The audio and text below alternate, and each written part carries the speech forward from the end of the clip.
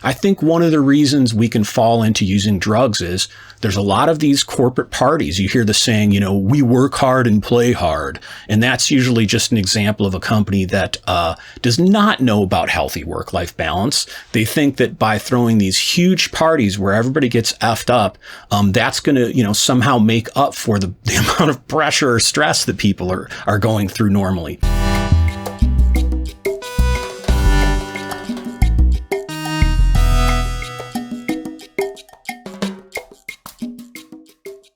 Did you know many people in tech struggle with drug addiction? If you don't, I'm really happy for you, but this episode might be a real eye-opener. And if you are somebody who's struggling with addiction, I hope this episode gives you some hope, gut checks you a little bit, and shows you that it really is a serious problem for your career. Here at Healthy Software Developer, I talk about 4 things: career progression, working healthy, having purpose and meaning to your work, and escaping the corporate grind. This episode is specifically about working healthy. And I want to start off by sharing a couple true personal stories about how drug addiction made its way into the workplace to set up some of the information I'm going to share with you today to hopefully help you get out of it if you're in it, or at least see what a big problem in the industry it really is. About 5 years into working at one of the companies I worked for a pretty long time, I was invited to go to a company meeting. And I'd already been to a couple before. And this was at a restaurant. It was somewhat of a steakhouse. And a whole bunch of the developers and managers and people got together and all were celebrating the year. And we were mostly drinking, eating dinner, and people were having drinks. And about halfway through the time there, I went out to my car and I started to smoke a joint. And I had a friend that I was pretty sure got high, but I wasn't totally sure. And he, sure enough, walked up to the car and kind of saw what was going on, and I let him in. And so we started smoking.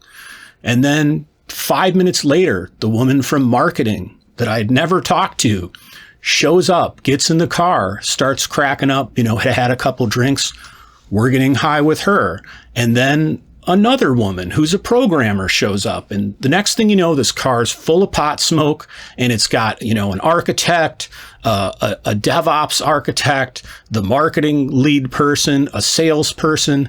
And, at the time, because I smoked marijuana, I've shared this with you in the episode that you can go back and listen to or watch on my Burnout.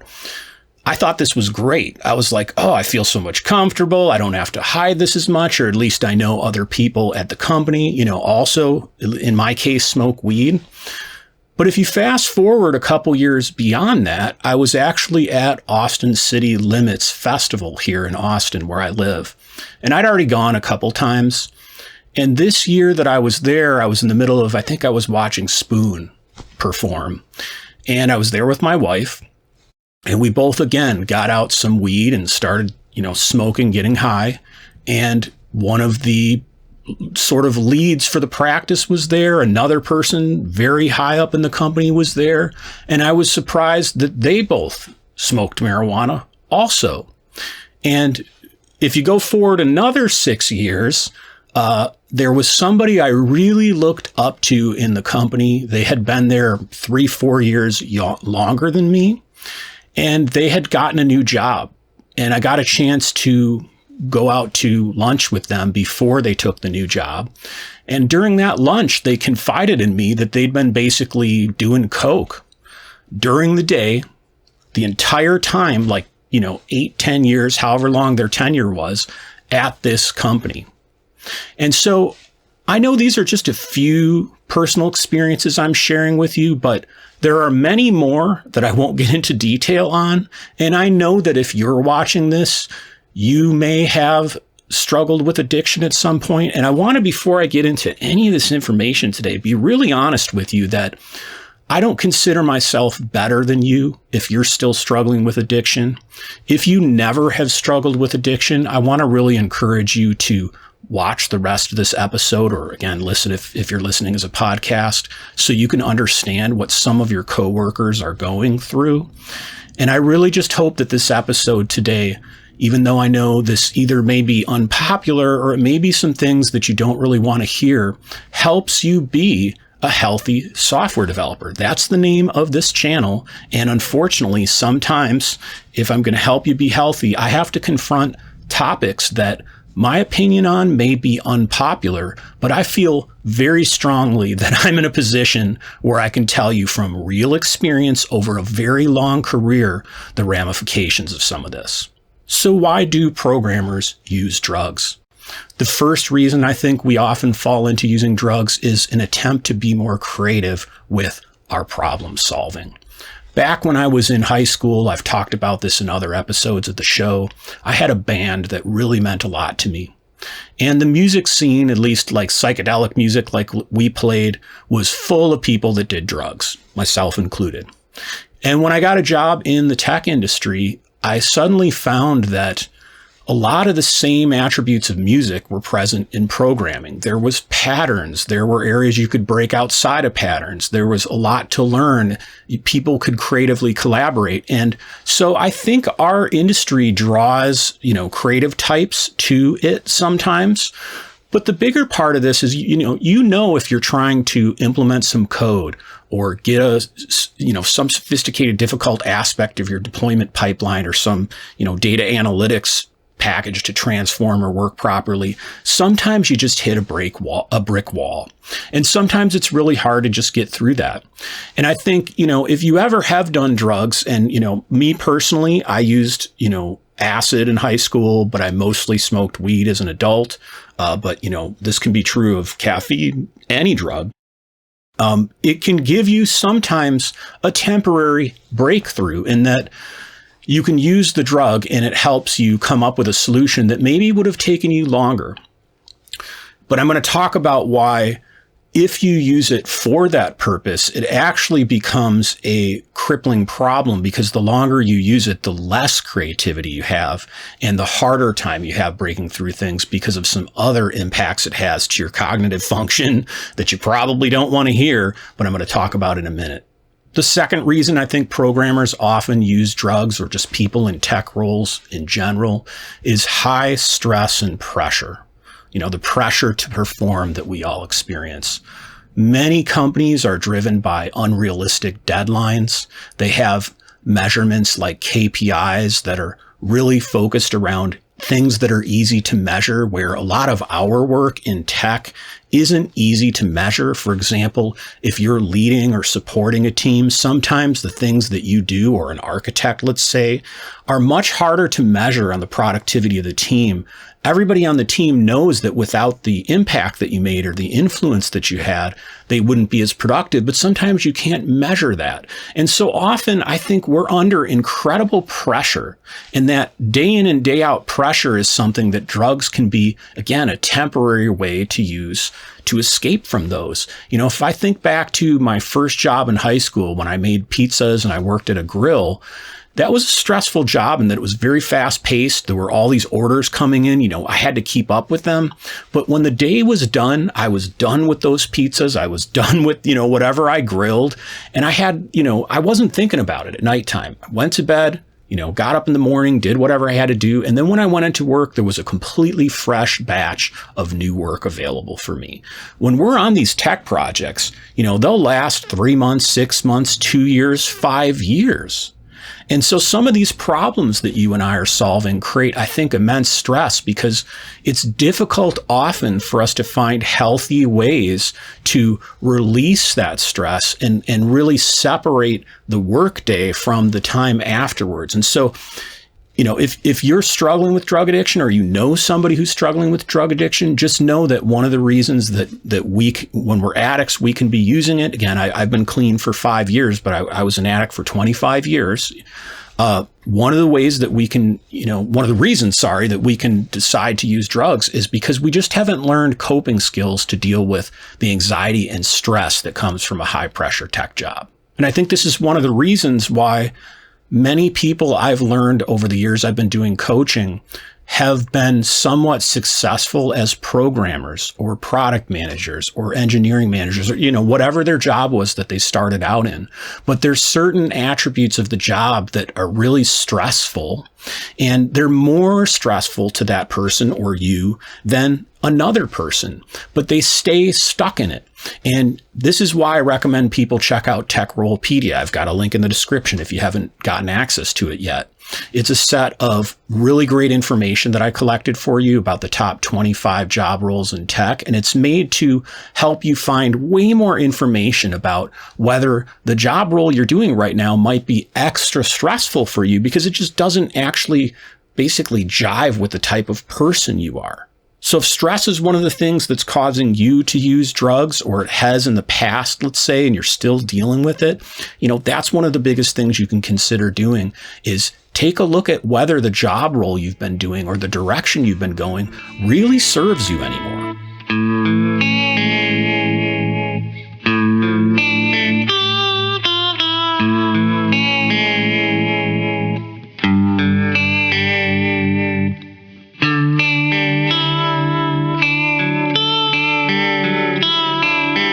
The third thing that I think can cause us to use drugs as people in tech positions is just being too isolated and not having enough social support.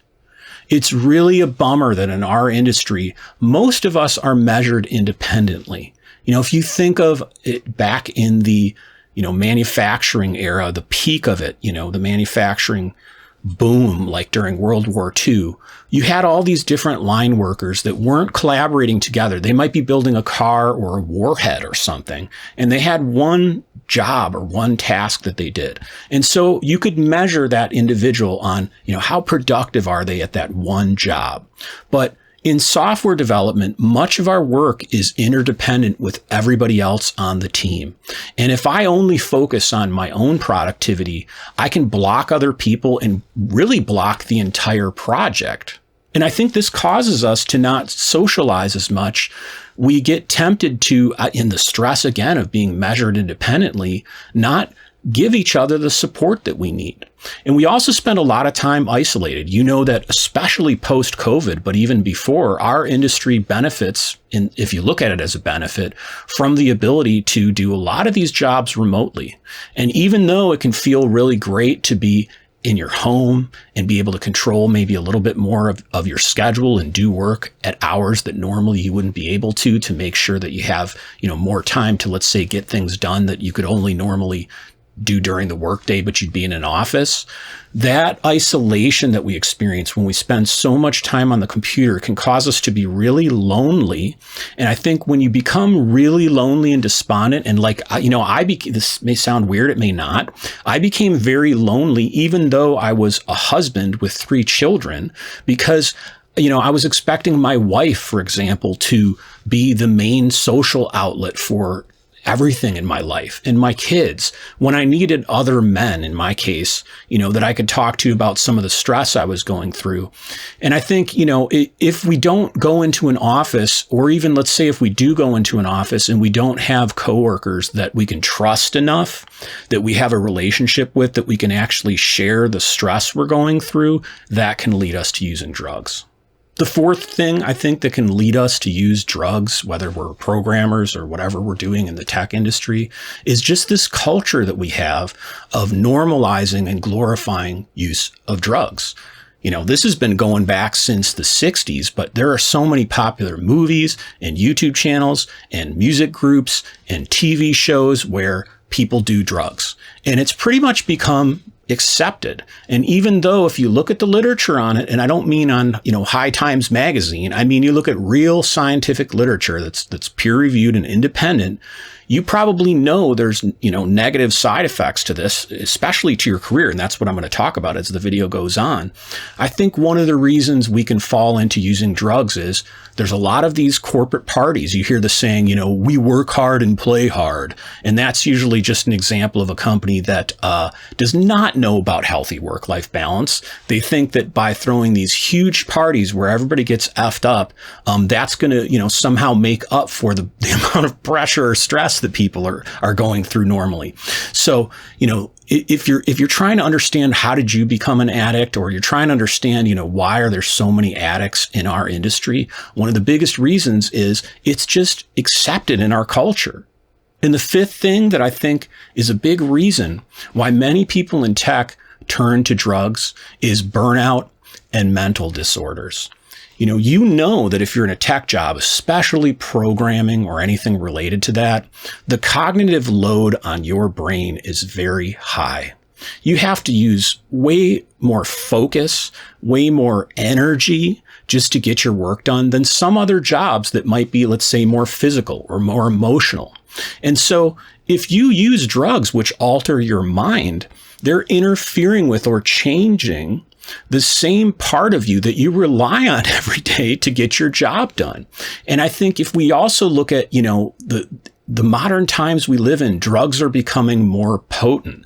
Luckily dabs, for example, if you've heard of this, a really strong form of marijuana, that kind of started coming in right around the time that I personally started to get out of smoking marijuana. But, if you do some searches online, there's a hospital in San Diego that's admitting people who are smoking dabs that are, going into paranoid psychosis, and they're having all these really, really bad things happen to them. Well, that's not, I think we can look at that as an isolated incident, like, oh, that's my party time, that's my free time, that doesn't affect my work. But if you're using drugs, and again, I'm not trying to harp on you or set myself up as better, I'm trying to help you. If you are struggling at all out there and you're using drugs, just remember, drugs do not have an opinion as to whether they're going to affect you only in your personal life and not in your work life too. If you affect, your ability to think straight, and you start to develop any kind of psychosis or mental disorders because of your use of drugs, again, it could be anything, coke, fentanyl, whatever people are going through out there, it's going to have a direct relationship to your ability to just program or get tech work done too. So how does using drugs actually make a programmer or somebody in tech's job actually harder? Well, I think the first thing is it can impair your cognitive ability and also your productivity. When we use drugs, they'll give us this initial sort of burst of a false sense of clarity where we feel like we understand things better than we did before we did the drug. And they'll also give us this elevated sense of self-importance or an elevated sense of mastery over things. And I think that feeling is so strong that when you're struggling with something, whether it's your personal life or, again, a career thing that you're trying to break through, it can feel great. But, over time, and again, here's where I have to just kind of share based on my own experience, and hopefully you believe me on this, you actually realize that you don't have a better sense of clarity. You're not any, smarter than you were. It's actually just tricking you and fooling you. And actually, over time, it's impairing your cognitive function. I found the longer that I smoked weed, the harder it would be for me to speak clearly and get to the point. If you've ever heard me ramble in these YouTube videos, I'm sorry. You're dealing with a recovering drug addict here. I try to be totally open about that. And unfortunately, as much as I don't like this, it affects even my ability to deliver content at times. But also your logical reasoning can get impaired. If you're doing drugs all the time and they're messing with your brain, they can be messing with your ability to reason decisions. That can affect your ability to, let's say, program logic, or even your ability to, when you have interactions with people on the job, have sensical interactions. So, if you're thinking that by doing drugs, you can compartmentalize it and it's not going to affect you, all I can say is if you're in your 30s or 40s or beyond, you're probably already starting to experience this. But the quicker that you can deal with this problem and actually find a way to have some healthy coping skills, which I'm going to talk about in a moment, the better of a career you're going to have, the better of a life you're going to have, and the less you're going to struggle with, honestly, your job getting harder and harder as time goes on if you continue to use drugs.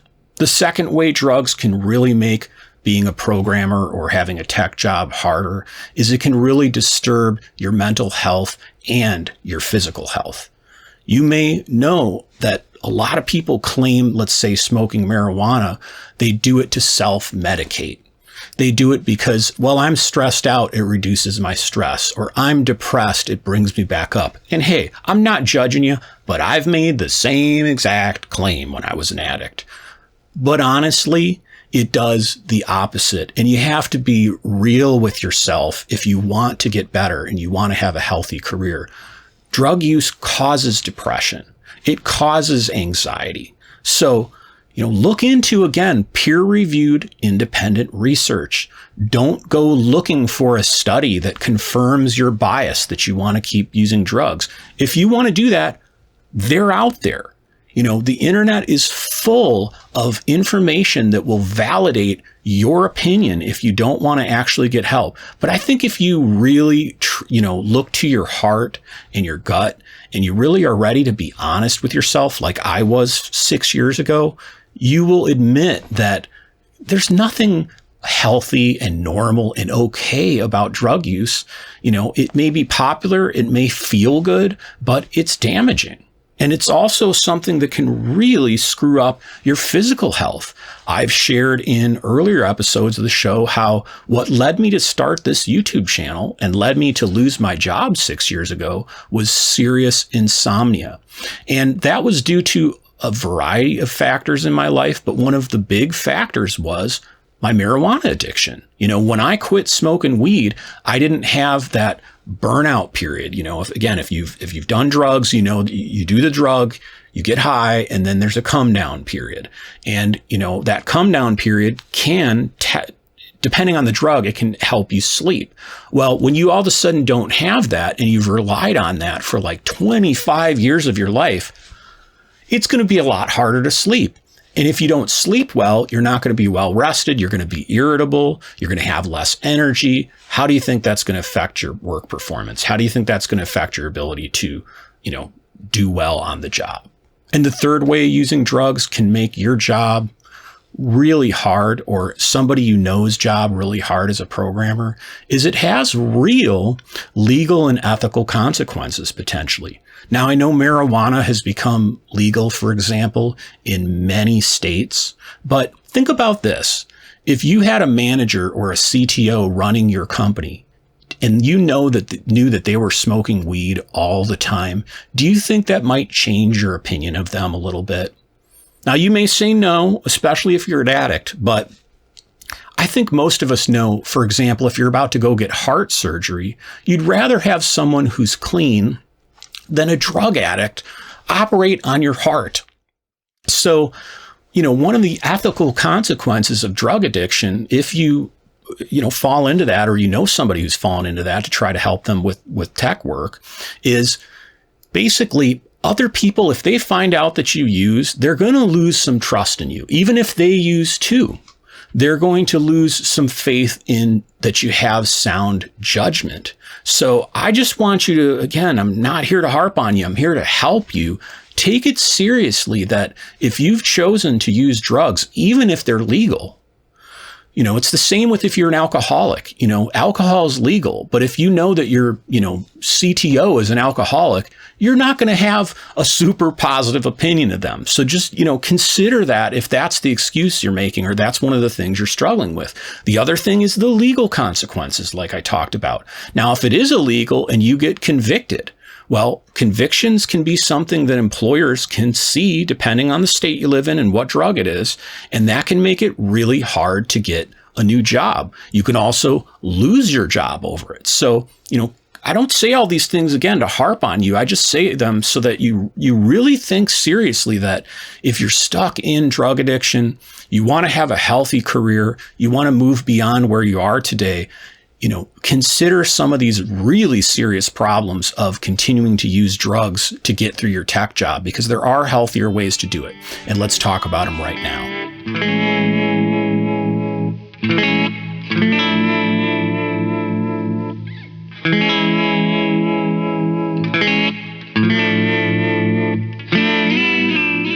The first thing you can do that I think is a much better alternative to drugs to use as a programmer or someone in a tech role to help you cope with all the reasons I gave at the beginning of the episode for why we fall into this is to really have a supportive community. This fights directly against that isolation I talked about that often leads us to using drugs in the first place. Whether it's a church that you can be a member of, it's a recovery program, like 12 steps or AA, something like that. It's just a group of other developers that are much more transparent that you can build relationships with. Hopefully if you're in a family, your wife, your kids, you can have some level of transparency and openness with them.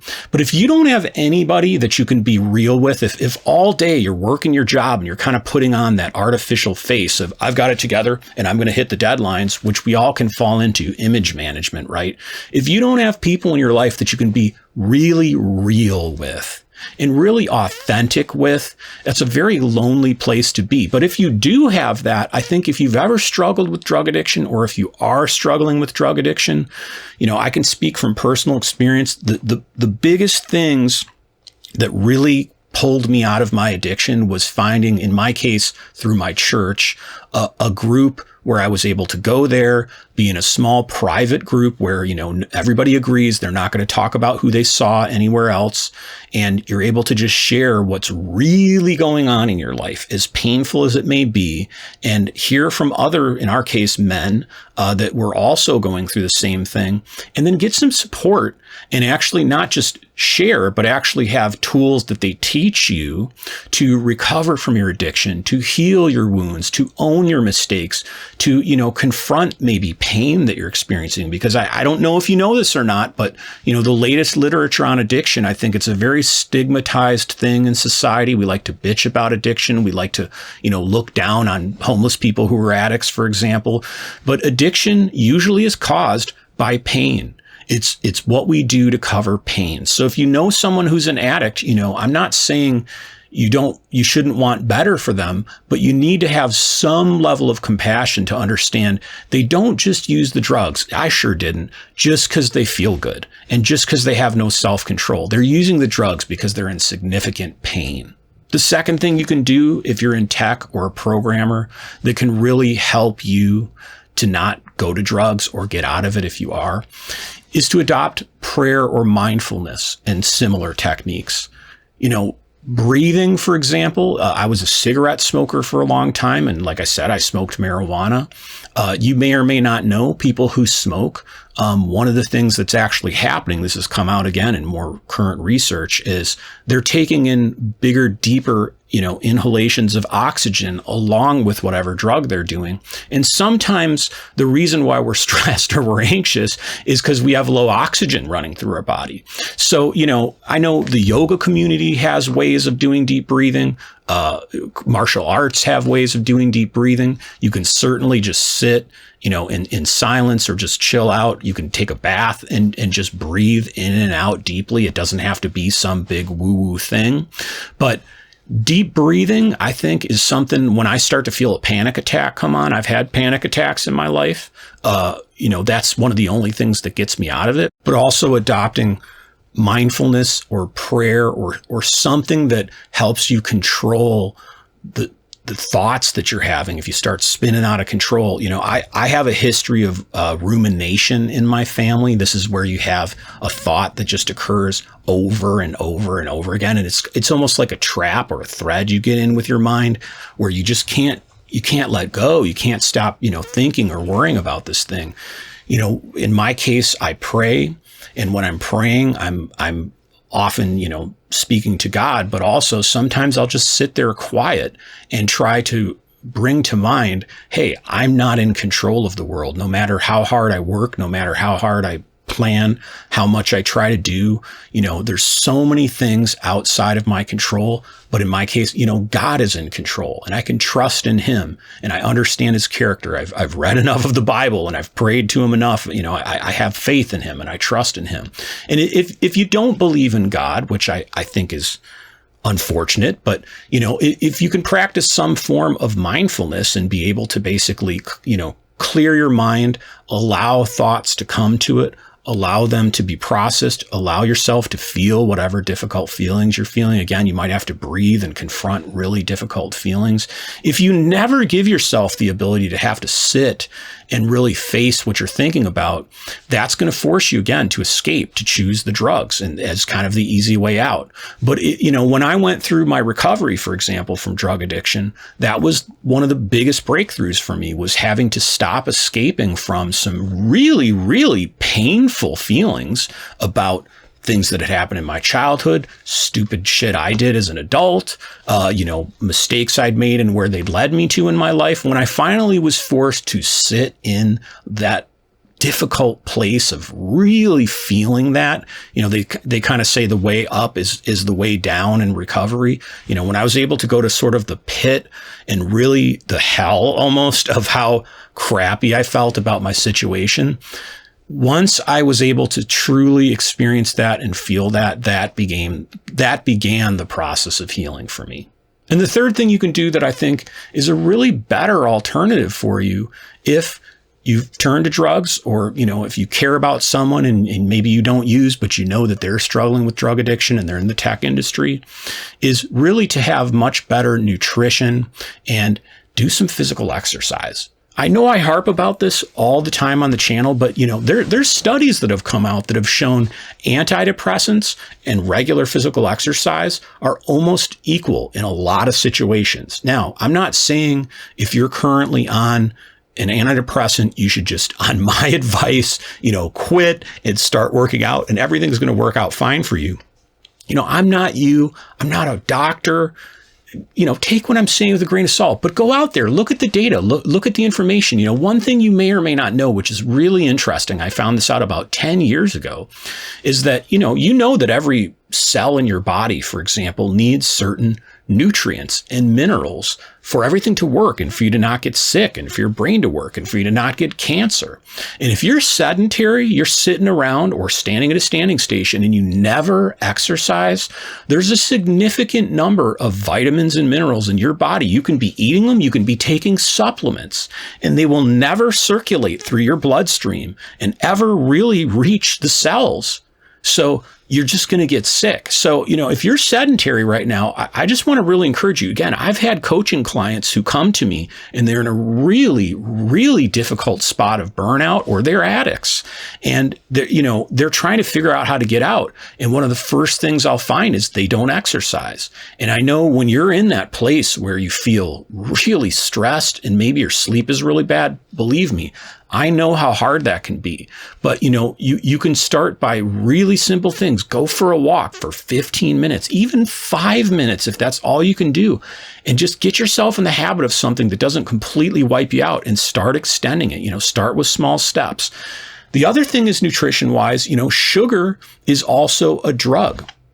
If you drink really sugary coffees every day, I used to, or, you eat a lot of carbs and you don't exercise, you probably know carbs turn into sugar.